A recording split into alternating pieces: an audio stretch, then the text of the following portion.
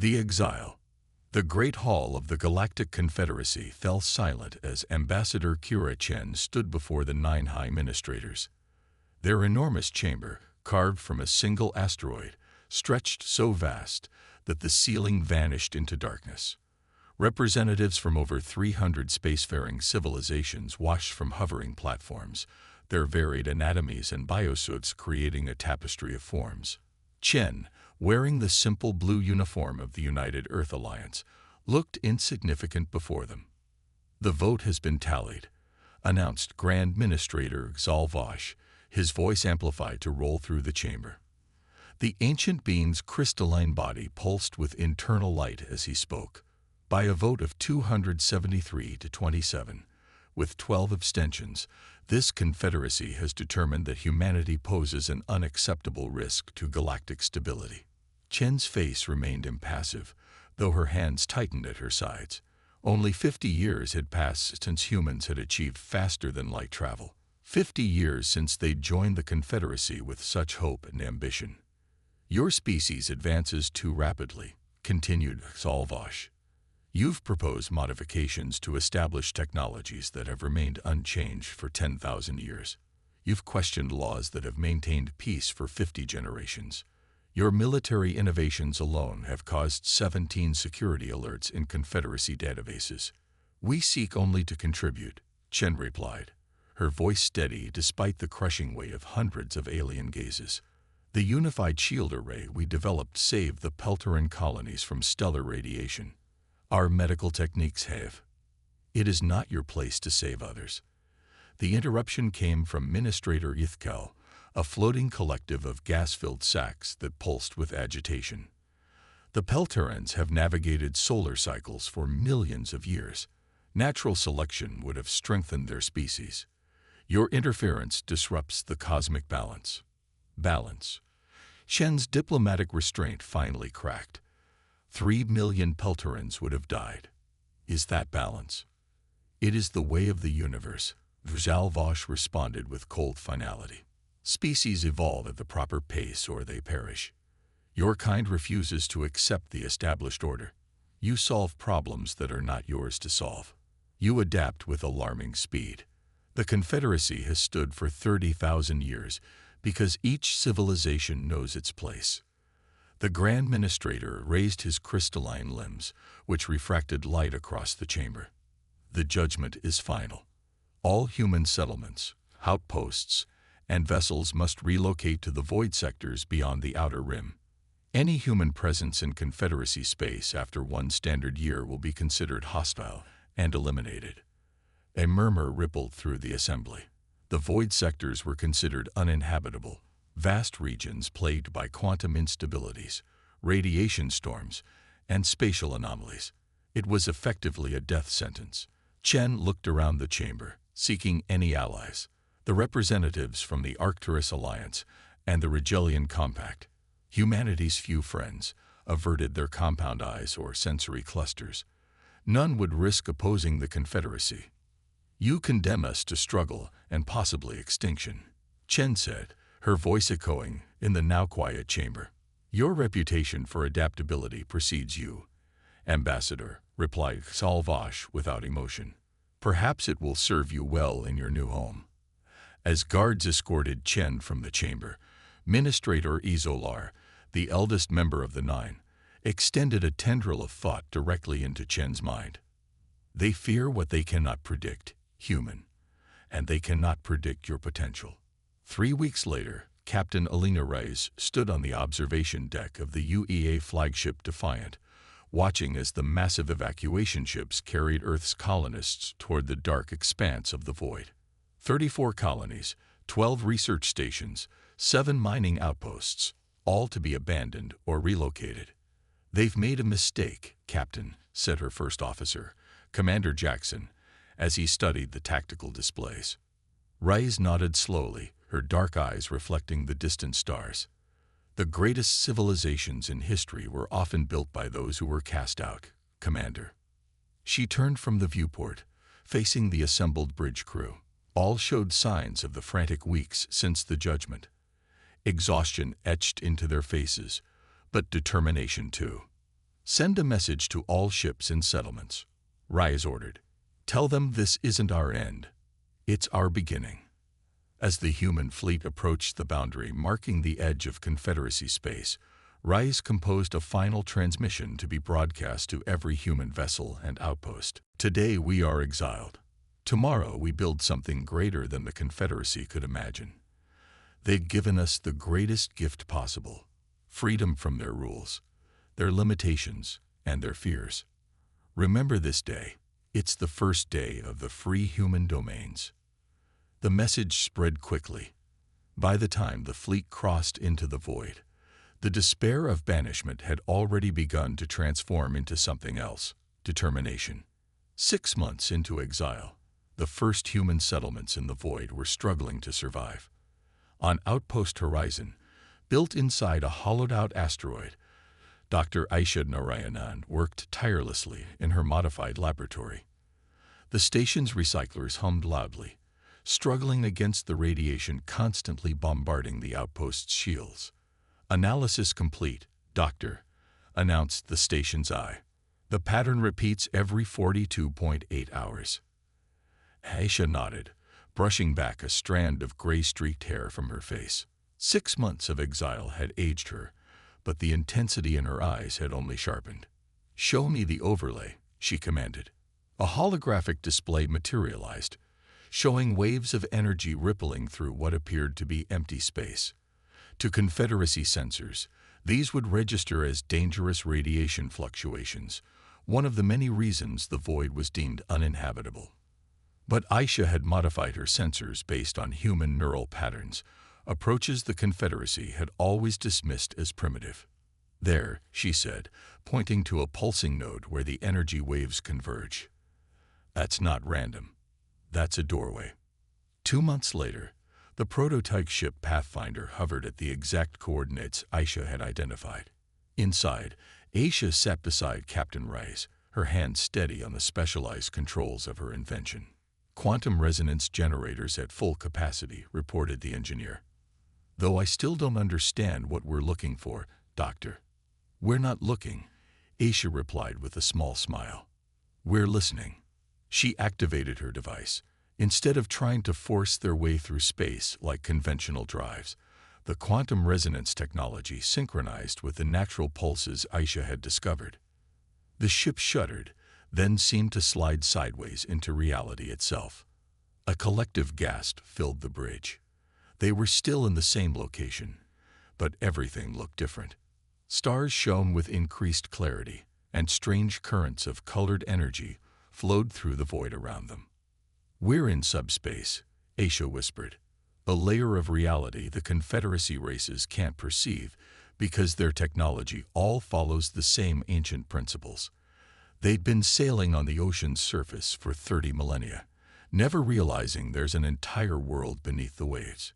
The Pathfinder proceeded cautiously through this new realm. After 3 hours of exploration, the sensors detected something massive ahead. "That can't be right," muttered the sensor officer. "The readings suggest a structure, but it's enormous." As they approached, they saw it, a vast network of what appeared to be cities and stations connected by shimmering pathways.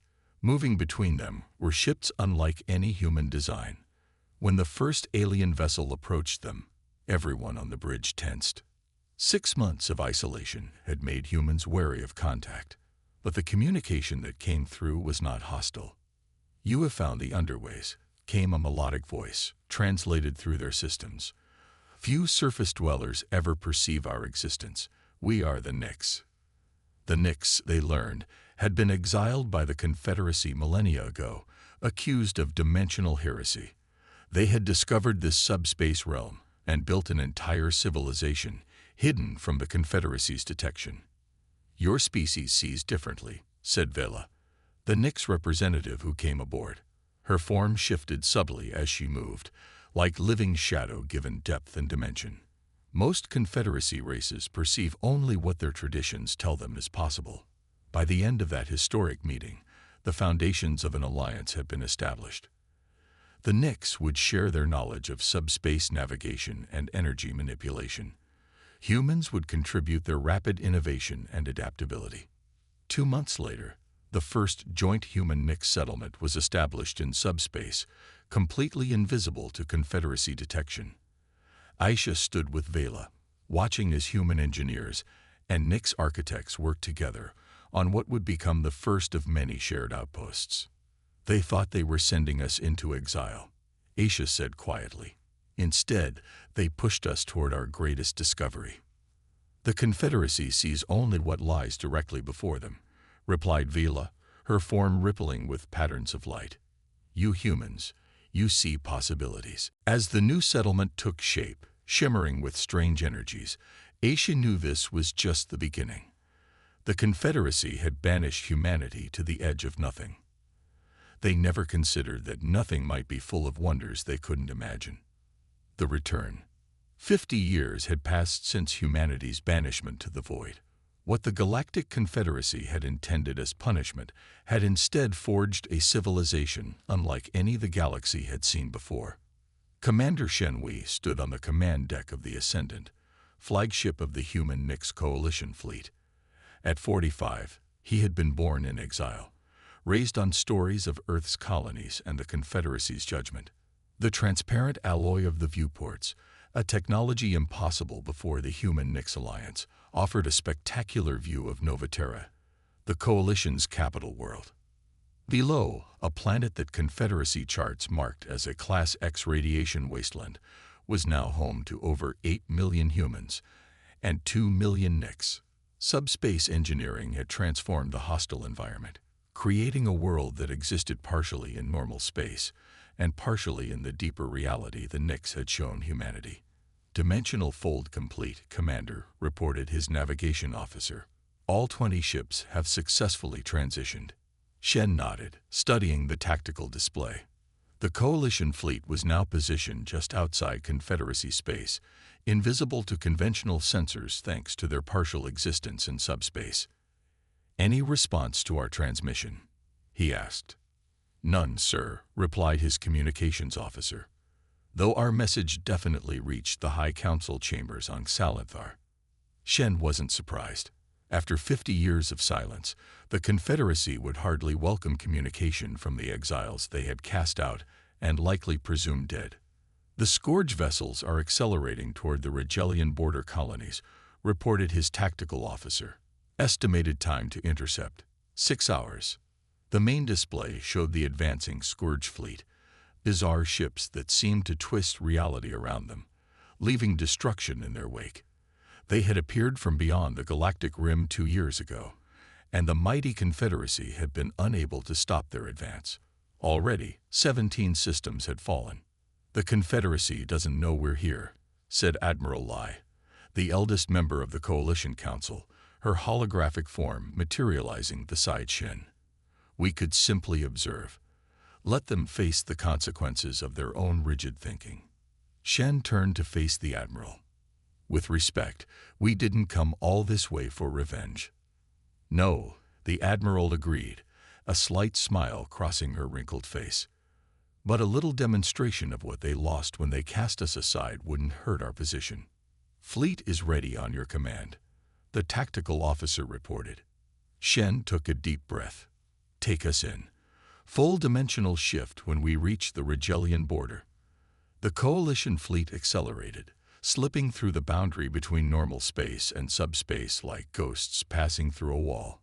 To the Confederacy's most advanced sensors, they would appear as nothing more than slight energy fluctuations, until they chose to fully materialize.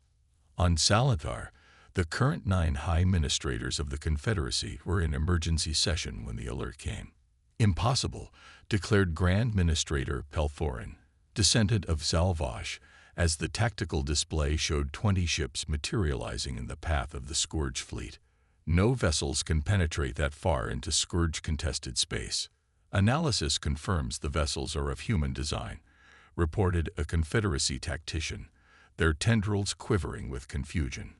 But they're using technology we cannot classify. Humans. Pelthorin's crystalline form pulsed with shock. The exiles. They were sent to the void. None could survive there. They appear to have done more than survive, observed Administrator Kolsar, the oldest of the 9. They're engaging the scourge. On the display, the human vessels were performing maneuvers that should have been impossible, partially phasing in and out of normal space as they engaged the scourge ships. Weapons fire from the scourge passed harmlessly through them when they shifted phases, while the humans' own weapons, beams of energy that seemed to distort space itself, tore through the scourge's defenses.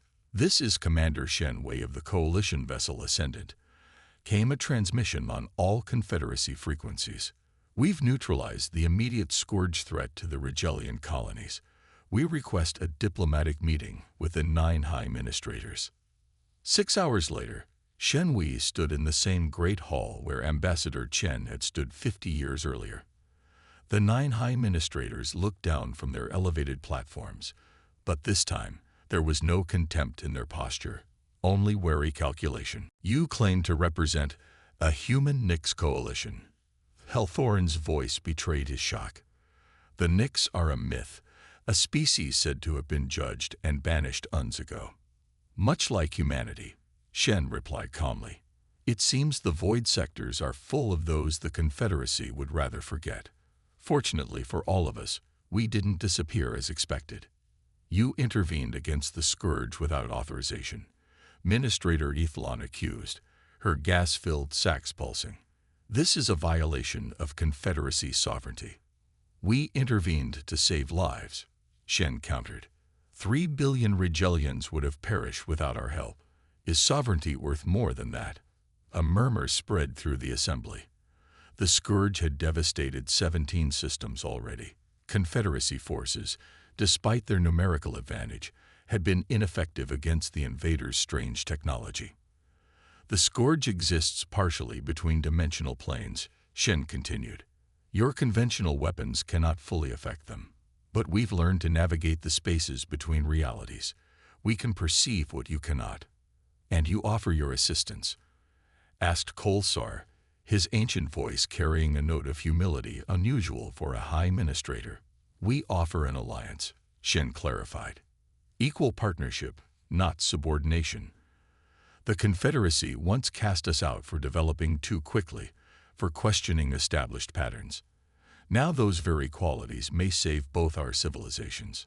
The silence that followed stretched long enough that Shen wondered if he had miscalculated. Then Pelthorin spoke, his crystalline form dimming slightly in what Shen recognized as a gesture of concession. "We will need time to consider your proposal. The scourge will reach the Talent system in approximately 14 days, Shen replied. "I suggest you consider quickly." 3 weeks later, Coalition and Confederacy ships fought side by side against the largest scourge fleet yet encountered. On the bridge of the Ascendant, Shen coordinated the battle, directing Coalition vessels to protect Confederacy ships as they implemented modified versions of human Nix technology. "Dimensional resonance detected," reported his science officer. "The scourge are attempting to open a gateway. Analysis suggests it's large enough for their main fleet to enter this sector. Direct all Coalition ships to converge on these coordinates," Shen ordered. "Prepare to execute Operation Threshold." Operation Threshold was a desperate gamble, using the combined energy of the entire Coalition fleet to create a dimensional inversion that would collapse the Scourge gateway and seal the breach between realities. "Confederacy vessels are requesting instructions," the communications officer announced. "Send them to these fallback coordinates," Shen replied. "They need to clear the area. The dimensional backlash will destroy any ships not equipped with our shielding." "Sir," his first officer interjected, "even with our shielding, the probability of survival for our ships closest to the gateway is less than 30%. Shen looked at the tactical display. "The Ascendant would need to be among those ships. Sometimes leadership means being first through the door, Commander," he said quietly. "Transmit the order." As the Coalition fleet moved into position, a new signal appeared on the tactical display. "Confederacy ships are moving to support positions," the tactical officer reported with surprise. "They're not withdrawing as ordered." On the communication screen, The face of a Confederacy admiral appeared, one of the Kelveri species, with iridescent scales and compound eyes. "We've modified our shields based on your specifications," Commander Wei, the admiral, said. "They're crude adaptations, but they should provide some protection. We stand with you." Shen felt a momentary surge of emotion, quickly suppressed as the gateway began to widen, revealing the vast Scourge armada beyond. "All ships, execute Operation Threshold on my mark," he ordered. 3, 2, 1, mark. The combined fleet fired specialized energy beams directly into the gateway. For a moment, nothing seemed to happen. Then reality itself appeared to fold inward, the gateway collapsing in a cascade of energy that consumed the leading edge of the Scourge fleet. A shockwave of dimensional energy washed over the Allied ships, but their shields held. The gateway sealed with a final burst of light, cutting off the Scourge reinforcements and leaving only the remaining invaders to be dealt with by conventional means. 6 months later, Shen Wei again stood before the 9 high ministrators, but this time as an honored guest rather than a supplicant.